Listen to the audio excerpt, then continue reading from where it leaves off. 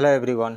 इस वीडियो में मैं एडुटेरिया के टेस्ट सीरीज़ से टेस्ट 7 के हिंदी मीडियम के क्वेश्चन को डिस्कस करने जा रहा हूं। तो चलिए शुरू करते हैं। एडुटेरिया के टेस्ट 7 का क्वेश्चन नंबर 1, दीवान बेलूथम्पी का विद्रोह 1808 से 1809 ईस्वी तक किस राज्य में हुआ था? तो यह केरल के त्रावणकोर में हुआ था। केरल में त्रावणकोर के राजा ने लॉर्ड ब्लेजली की सहायक संधि स्वीकार करने से मना कर दिया, तो अंग्रेजों ने उनके शासन को अपदस्थ कर दिया था, जिसके विरोध स्वरूप उसके दीवान बेलूथम्पी ने विद्रोह कर दिया था। सो राइट ऑप्शन सी होगा। नेक्स्ट, निम्नलिखित में से किसका योगदान होम रूल लीग की स्थापना में नहीं था? तो होम रूल लीग की स्थापना में योगदान था एस सुब्रमण्यम अय्यर का, एनी बेसेंट का, लेकिन टी.एस. ओलकॉट का होम रूल लीग की स्थापना में कोई योगदान नहीं था। इनका योगदान था थियोसॉफिकल सोसाइटी की स्थापना में। तो इसमें से राइट ऑप्शन सी होगा। निष्क्रिय विरोध के सिद्धांत का प्रतिपादन निम्नलिखित में से किसने किया था? तो निष्क्रिय विरोध के सिद्धांत का प्रतिपादन अरविंद घोष ने अपनी पुस्तक वंदे मातरम में किया था। उनका मानना था कि अंग्रेज अगर अविलंब भारत नहीं छोड़ते हैं तो उनके विरुद्ध विरोध प्रदर्शन जारी रखना चाहिए। राइट ऑप्शन ए होगा, अरविंद घोष। मद्रास में वेद समाज की स्थापना किसने की थी? तो मद्रास में वेद समाज की स्थापना के श्रीधरलू नायडू ने की थी। के श्रीधरलू नायडू ने। राइट ऑप्शन सी होगा। कब किया था? 1864 में। 1871 में वेद समाज को श्री नायडू ने दक्षिण भारत का ब्रह्म समाज की संज्ञा दी थी। नेक्स्ट, भारत में किस अधिनियम के माध्यम से पहली बार महिलाओं को भी मताधिकार प्रदान किया गया था? तो भारत सरकार अधिनियम 1919 के माध्यम से पहली बार प्रत्यक्ष चुनाव प्रणाली अपनाई गई थी तथा महिलाओं को भी मताधिकार प्रदान किया गया था। तो इसमें से राइट ऑप्शन बी होगा, भारत सरकार अधिनियम 1919। अगस्त प्रस्ताव किस वायसराय के द्वारा लाया गया था? अगस्त प्रस्ताव किस वायसराय के द्वारा लाया गया था? कांग्रेस मंत्रिमंडल के त्यागपत्र से उत्पन्न संवैधानिक संकट तथा द्वितीय विश्व युद्ध में भारत के सहयोग की आवश्यकतावश ब्रिटिश सरकार ने लॉर्ड लिनलिथगो के माध्यम से 8 अगस्त 1940 को एक प्रस्ताव प्रस्तुत किया, जिसे अगस्त प्रस्ताव कहा गया। तो इसमें से राइट ऑप्शन सी होगा, लॉर्ड लिनलिथगो। आओ हम इस पुराने वृक्ष के खोखले तने पर प्रहार करें, शाखाएं तो स्वयं गिर जाएंगी। हमारे प्रयत्नों से मराठा पताका कृष्णा नदी से अटक तक फहराने लगेगी। उपरोक्त कथन किस मराठा पेशवा का है? तो ये कथन है बाजीराव प्रथम का। राइट ऑप्शन बी होगा। सिखों के किस गुरु ने कृष्ण अवतार नामक ग्रंथ की रचना की थी? तो गुरु गोविंद सिंह जी ने कृष्ण अवतार नामक ग्रंथ की रचना की थी एवं उनकी आत्मकथा का नाम विचित्र नाटक है।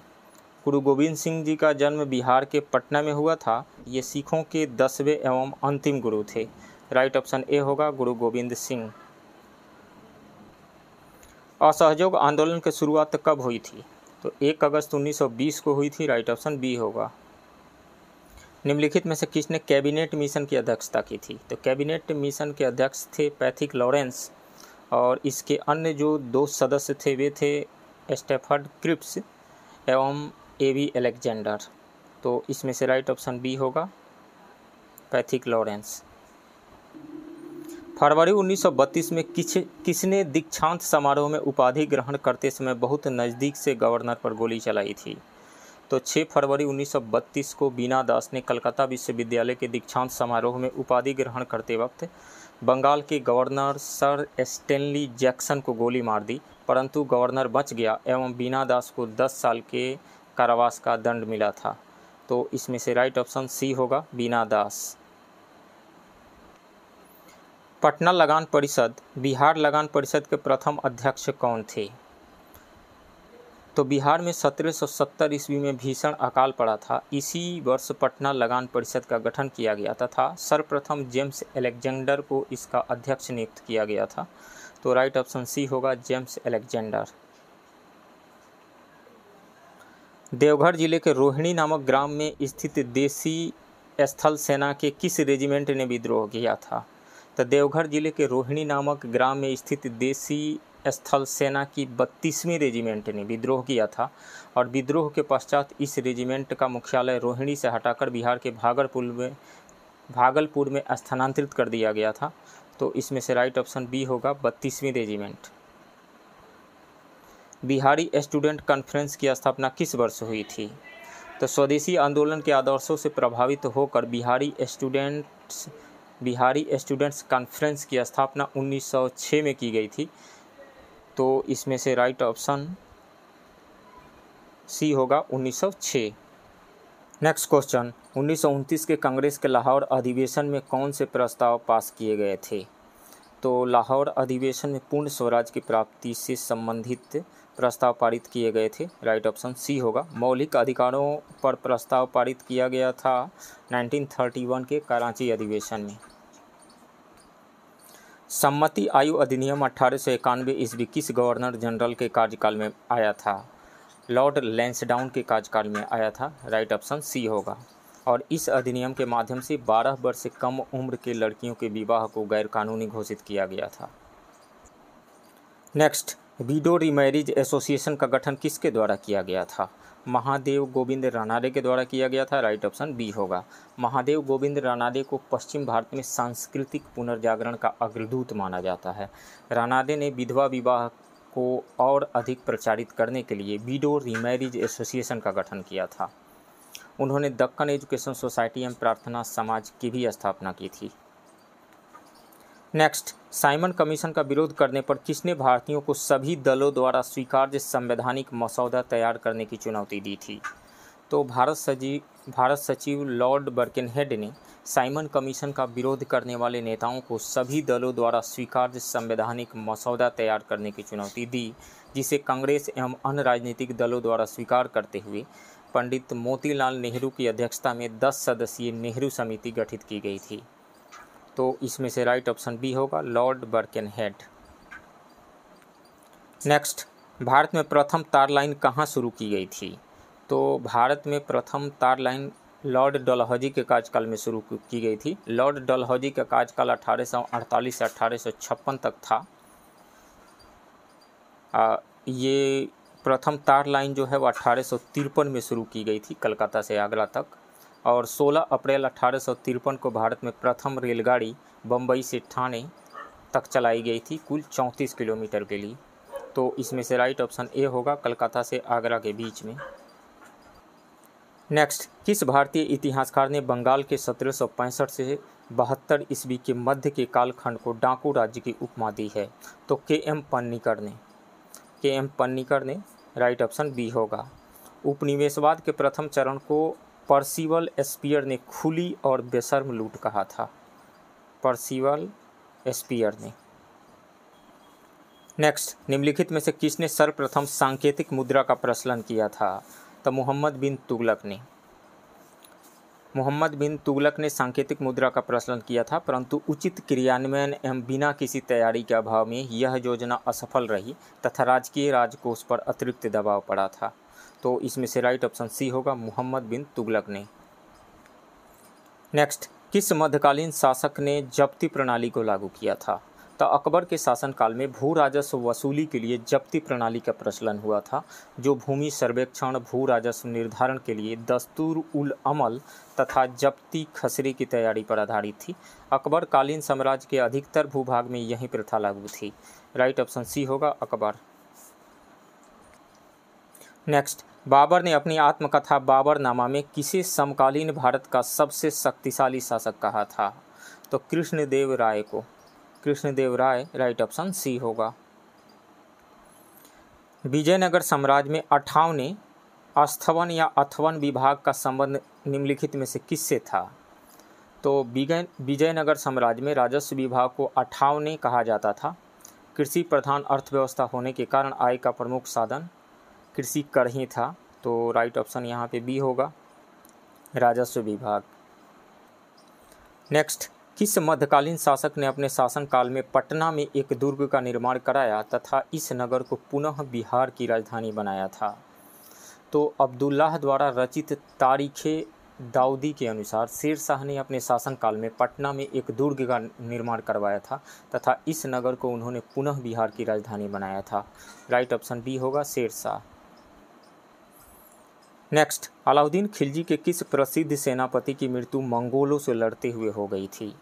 तो अलाउद्दीन का प्रसिद्ध सेनापति जफर खां मंगोलों के विरुद्ध लड़ता हुआ मारा गया था, जो अपने समय का श्रेष्ठ एवं साहसी सेनापति था।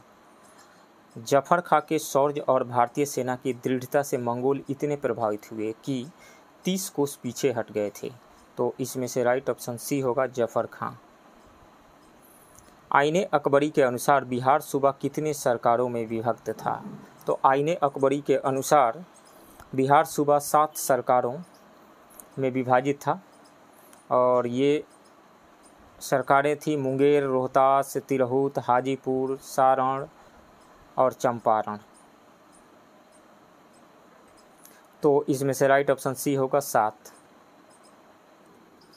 नेक्स्ट, इक़्तिदारों पर निगरानी रखने के लिए किस शासक ने ख्वाजा नामक अधिकारी की नियुक्ति की थी? तब बलबन ने इक्ता को जीवन भर के लिए प्रदान करने तथा अपने उत्तराधिकारियों को हस्तांतरित करने पर पूर्ण प्रतिबंध लगा दिया था। इक़्तिदारों पर निगरानी रखने के लिए 1279 में ख्वाजा नामक अधिकारी की नियुक्ति की थी। राइट ऑप्शन ए होगा बलबन ने। नेक्स्ट, प्रसिद्ध यूनानी यात्री मेगास्थनीज ने भारतीय समाज को कितनी श्रेणियों में विभाजित किया था? 7 श्रेणियों में विभाजित किया था। दार्शनिक, कृषक, पशुपालक, कारीगर, योद्धा, निरीक्षक एवं सभासद में। तो इसमें से राइट ऑप्शन बी होगा 7। ह्वेनसांग की भारत यात्रा के दौरान सूती वस्त्रों के उत्पादन के लिए कौन सा नगर सबसे प्रसिद्ध था? मथुरा सबसे प्रसिद्ध था। मथुरा। चीनी यात्री ह्वेनसांग हर्षवर्धन के समय भारत आया था। तो इसमें से राइट ऑप्शन ए होगा। इनमें कौन कनिष्क के दरबार से संबंधित नहीं था? तो कनिष्क के दरबार से संबंधित थे नागार्जुन, अश्वघोष, पार्श्व तथा चरक। पतंजलि नहीं थे। पतंजलि शुंगकालीन विद्वान थे जिन्होंने पाणिनि की अष्टाध्यायी पर महाभाष्य की रचना की थी। तो इसमें से राइट ऑप्शन बी हो जाएगा पतंजलि। निम्नलिखित में से कौन सा युग्म सुमेलित नहीं है? महाजनपद और उनकी राजधानी। चेदी की राजधानी सुक्तिमती थी, ये सही है। अस्मक की राजधानी पोटली या पोतन थी, ये सही है। कुरु की राजधानी इंद्रप्रस्थ थी, ये भी सही है। तो इनमें से सभी सही सुमेलित है। चुनना है हमें, सुमेलित नहीं है तो उपयुक्त में से कोई नहीं, राइट ऑप्शन डी होगा। नेक्स्ट, निम्नलिखित में से किस स्थान पर प्रथम बौद्ध संगीति का आयोजन किया गया था? तो प्रथम बौद्ध संगीति का आयोजन 483 ईसा पूर्व में राजगृह के सप्तपर्णी गुफा में हुआ था। इसका आयोजन महाकश्यप की अध्यक्षता में अजातशत्रु के समय हुआ था। विनय पिटक एवं सूत पिटक का संकलन इसी बौद्ध संगीति में हुआ था। राइट ऑप्शन बी होगा राजगृह में। हड़प्पा सभ्यता को किस युग के अंतर्गत रखा जाता है? तो हड़प्पा सभ्यता एक नगरीय सभ्यता थी। इस सभ्यता को आद्य ऐतिहासिक काल की सभ्यता के अंतर्गत रखा जाता है क्योंकि इस सभ्यता में लेखन कला का ज्ञान तो था किंतु इतिहास निर्माण में इसका प्रयोग नहीं किया जा सका। ऐसा इसलिए क्योंकि इस सभ्यता की लिपि को अभी तक पढ़ा नहीं गया है। राइट ऑप्शन ए होगा आद्य ऐतिहासिक काल। ऐहोल अभिलेख का संबंध किस शासक से है? तो ऐहोल अभिलेख का संबंध पुलकेशिन द्वितीय से है और इसका रचयिता रवि कीर्ति था। यह प्रशस्ति संस्कृत में लिखी गई है और इसमें पुलकेशिन द्वितीय एवं हर्षवर्धन के बीच युद्ध का वर्णन किया गया है, वर्णन मिलता है इसमें। तो इसमें से राइट ऑप्शन सी होगा पुलकेशिन द्वितीय। हल्दी घाटी के युद्ध में महाराणा प्रताप का सेनापति कौन था? तो हल्दी घाटी का युद्ध 1576 ईस्वी में अकबर एवं महाराणा प्रताप के बीच लड़ा गया था। मुगल सेना का नेतृत्व मान सिंह एवं आसफ खां ने किया था जबकि महाराणा प्रताप की सेना का नेतृत्व हकीम खां सूरी ने किया था। तो इसमें से राइट ऑप्शन सी होगा हकीम खान। गुप्त काल में बिना जोती हुई जंगली भूमि को क्या कहा जाता था? तो बिना जोती हुई जंगली भूमि को अप्रहत कहा जाता था। अप्रहत राइट ऑप्शन सी होगा। खेती के लिए उपयुक्त भूमि को क्षेत्र कहा जाता था। वास करने योग्य भूमि को वास्तु कहा जाता था। जो भूमि जोती नहीं जाती थी उसे खील कहा जाता था। मौर्य काल में लक्षणाध्यक्ष का संबंध किस विभाग से था? तो मौर्य काल में लक्षणाध्यक्ष का संबंध मुद्रा एवं टकसाल के विभाग से था। मुद्रा एवं टकसाल का अध्यक्ष हुआ करता था, राइट ऑप्शन सी होगा। और नौसेना का अध्यक्ष नवाध्यक्ष कहलाता था और माप तौल का अध्यक्ष पौतवाध्यक्ष कहलाता था। महावीर स्वामी की मृत्यु निम्नलिखित में से किस नगर में हुई थी? तो 527 ईसा पूर्व के लगभग 72 वर्ष की आयु में राजगृह के समीप स्थित पावापुरी नामक स्थान पे महावीर स्वामी ने अपना शरीर त्याग किया था। यानी उनकी मृत्यु जो हुई थी वो पावापुरी में हुई थी 527 ईसा पूर्व में 72 वर्ष की आयु में, राइट ऑप्शन सी होगा।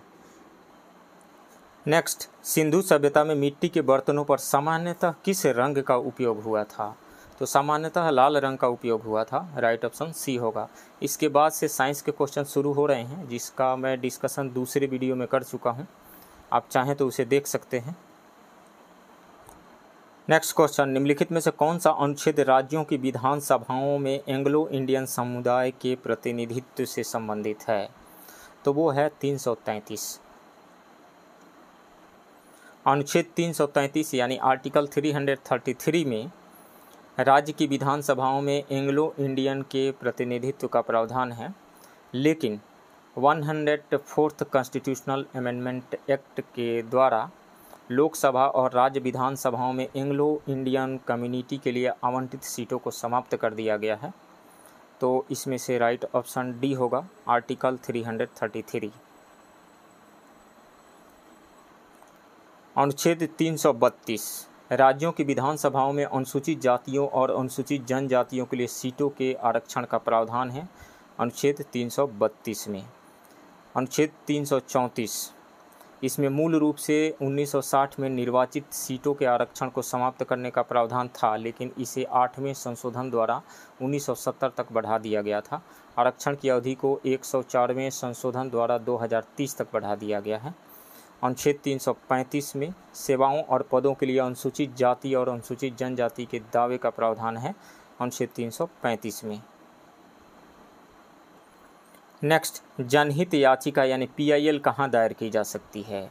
तो आर्टिकल 32 के तहत सुप्रीम कोर्ट में और आर्टिकल 226 के तहत हाई कोर्ट्स में PIL दायर की जा सकती है। तो दोनों ही में हो जाएगा, उच्च न्यायालयों और सर्वोच्च न्यायालय दोनों में, राइट ऑप्शन डी होगा। नेक्स्ट, भारतीय संविधान के किस अनुच्छेद के तहत अंतर्राष्ट्रीय समझौतों को प्रभावी बनाने के लिए संसद संपूर्ण भारतीय क्षेत्र या इसके किसी भाग के लिए कानून बना सकती है? तो वो अनुच्छेद है 253, अनुच्छेद 253, राइट ऑप्शन डी होगा। भारत का संविधान किस प्रकार की शासन प्रणाली प्रदान करता है? तो संसदीय शासन प्रणाली, parliamentary system of government, right option C होगा। केंद्र राज्य का संबंध उल्लेख निम्नलिखित में से किस अनुसूची में है? तो 7वीं अनुसूची में है, राइट ऑप्शन ए होगा। संवैधानिक उपचार का अधिकार किसके अंतर्गत आता है? तो संवैधानिक उपचार का अधिकार मौलिक अधिकार के अंतर्गत आता है, राइट ऑप्शन ए होगा। नेक्स्ट, भारत में राष्ट्रपति का चुनाव किया जाता है केवल राज्यसभा द्वारा? नहीं। भारत की जनता के द्वारा? नहीं, भारत की जनता के द्वारा प्रत्यक्ष रूप से नहीं होता है। संसद एवं राज्य विधान परिषद द्वारा? ये भी नहीं। राष्ट्रपति का चुनाव प्रत्यक्ष रूप से नहीं होता है, अप्रत्यक्ष रूप से एक निर्वाचक मंडल द्वारा होता है और उस निर्वाचक मंडल में शामिल होते हैं लोकसभा, राज्यसभा तथा राज्यसभा के प्रतिनिधि। भारत में मतदान की आयु 21 वर्ष से घटाकर 18 वर्ष कब कर दिया गया था? तो ये किया गया था 61st कॉन्स्टिट्यूशनल अमेंडमेंट एक्ट के द्वारा 1989 में, 1989 में, राइट ऑप्शन बी होगा। राज्य का प्रथम विधि अधिकारी कौन होता है? तो राज्य का प्रथम विधि अधिकारी महाधिवक्ता होता है, राइट ऑप्शन बी होगा। निम्नलिखित में से कौन सी समिति अस्थायी समिति नहीं है? लोक लेखा समिति अस्थायी समिति है, प्राक्कलन समिति भी अस्थायी है, सार्वजनिक उद्यम समिति भी अस्थायी है, लेकिन सलाहकार समिति अस्थायी नहीं है। तो इसमें से राइट ऑप्शन डी होगा।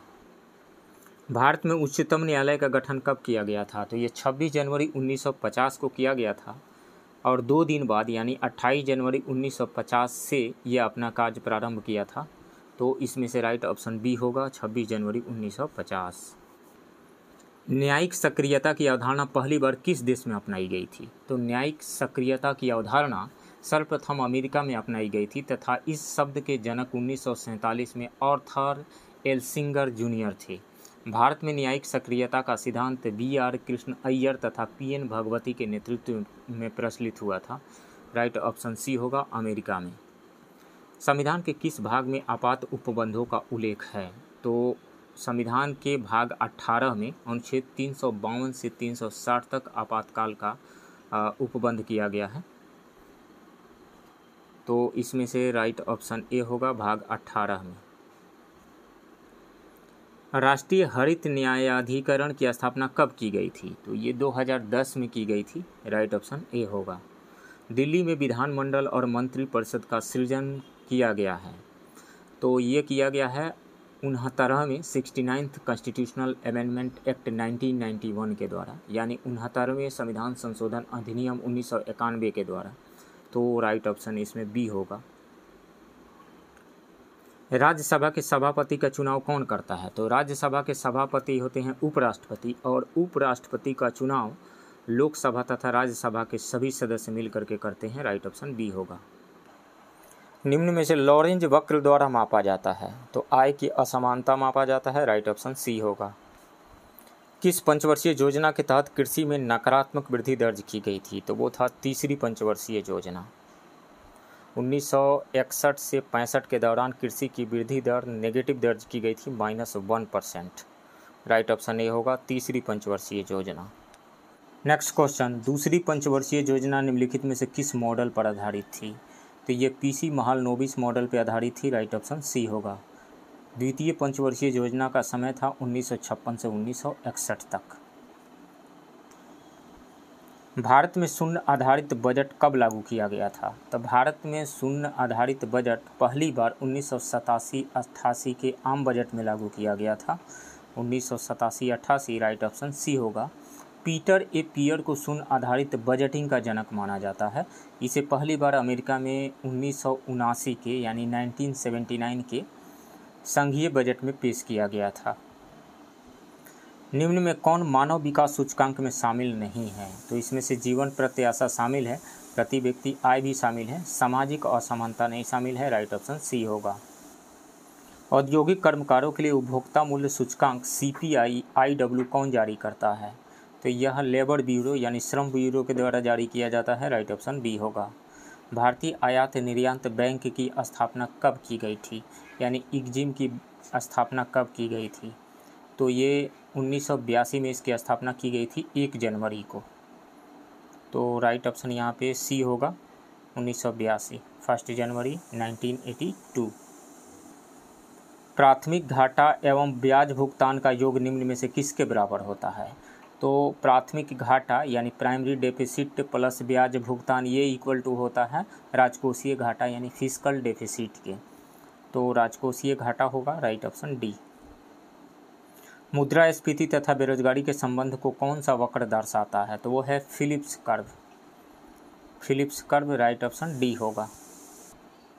सकल घरेलू उत्पाद और सकल राष्ट्रीय उत्पाद में अंतर है, तो विदेशों से प्राप्त शुद्ध आय का अंतर होता है। राइट ऑप्शन ए होगा। महानंदा नदी निम्न में से किस जिले में गंगा नदी से मिलती है? तो यह कटिहार में मिलती है। राइट ऑप्शन सी होगा। कैस्पियन सागर में गिरने वाली यूरोप की सबसे लंबी नदी है? तो यूरोप की सबसे लंबी नदी जो है वो वोल्गा नदी है। राइट ऑप्शन ए होगा। 2011 की जनगणना के अनुसार कौन से राज्य में लिंगानुपात सबसे कम है? तो हरियाणा में सबसे कम है। राइट ऑप्शन बी होगा। 879 है, 879 है हरियाणा का लिंगानुपात। जम्मू कश्मीर का है 889, सिक्किम का है 890, पंजाब का 895, यूपी का है 912 एंड बिहार का है 918। निम्नलिखित में से कौन सुमेलित नहीं है? पठार क्षेत्र। तो इसमें से बुंदेलखंड का पठार उत्तर प्रदेश और मध्य प्रदेश में है, ये सही है। मालवा का पठार गुजरात, मध्य प्रदेश एवं राजस्थान में है, ये सही है। छोटा नागपुर का पठार झारखंड, पश्चिम बंगाल एवं बिहार में है, ये सही है। दंडकारण्य का पठार महाराष्ट्र एवं कर्नाटक में नहीं है। दंडकारण्य जो है छत्तीसगढ़, उड़ीसा एवं आंध्र प्रदेश राज्यों में है। तो इसमें से राइट ऑप्शन डी होगा, ये गलत है।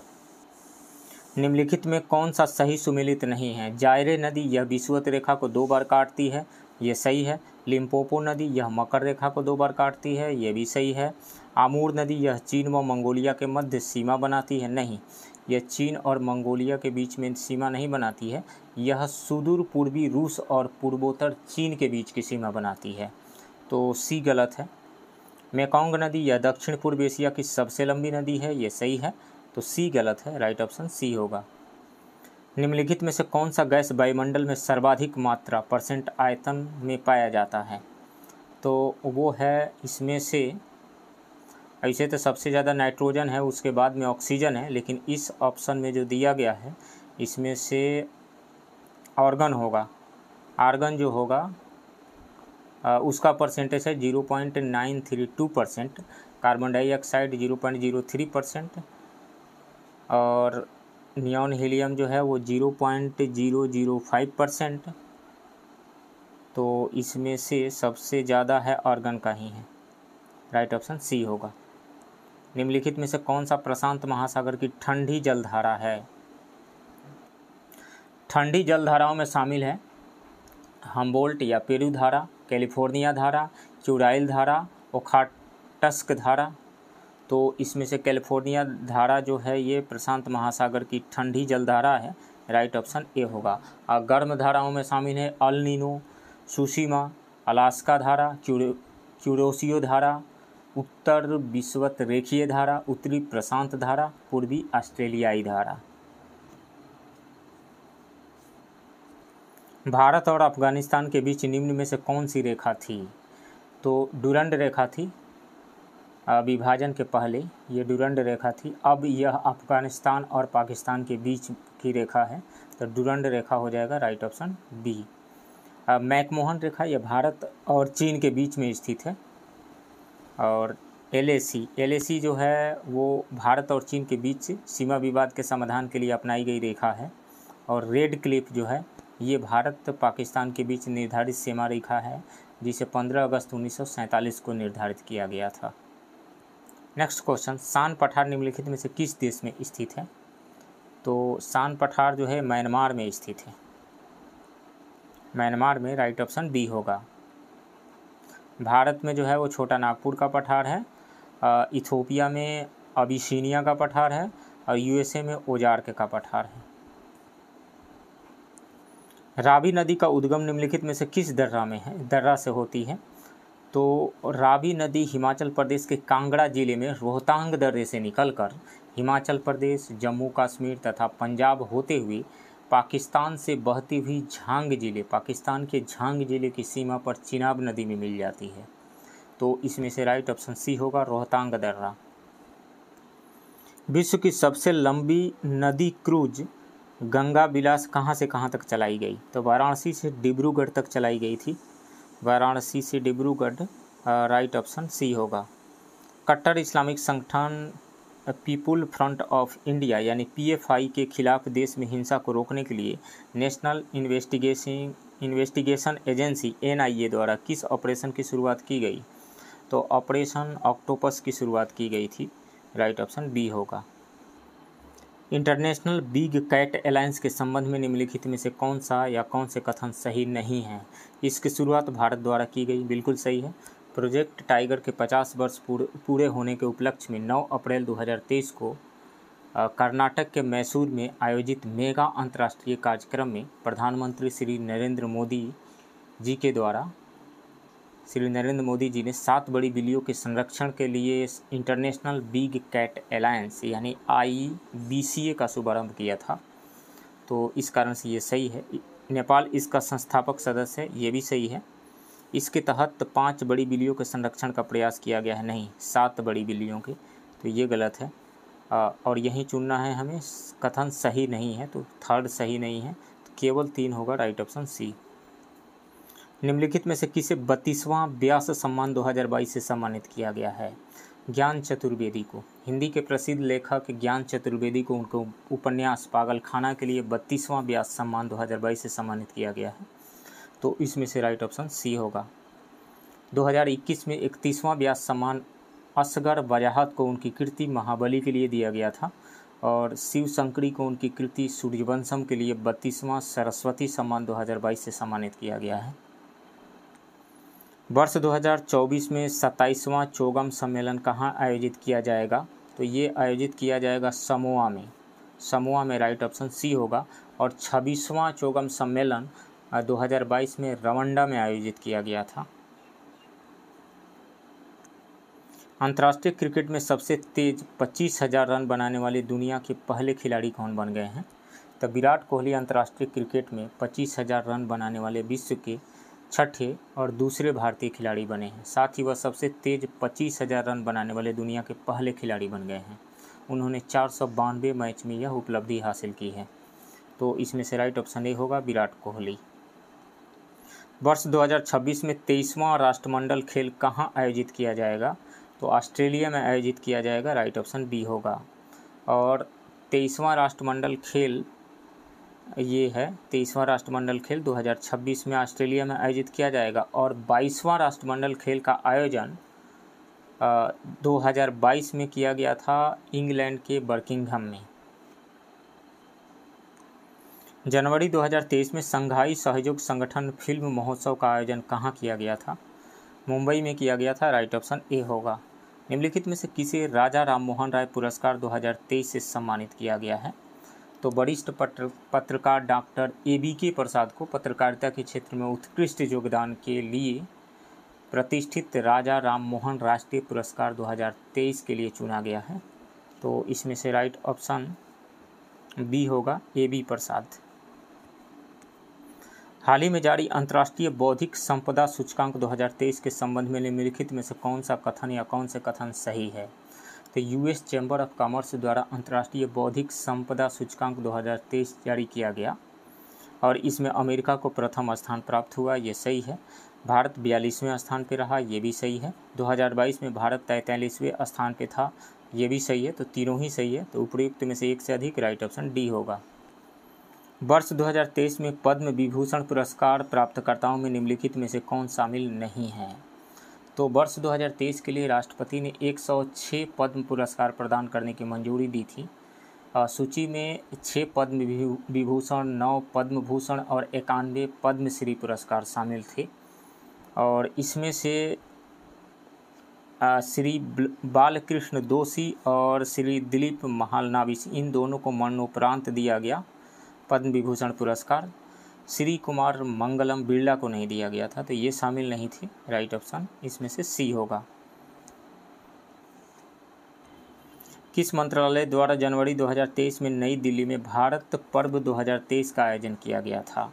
तो पर्यटन मंत्रालय के द्वारा किया गया था, राइट ऑप्शन ए होगा। 22वां फीफा विश्व कप 2022 के संबंध में निम्नलिखित में से कौन सा कथन या कौन से कथन सही है?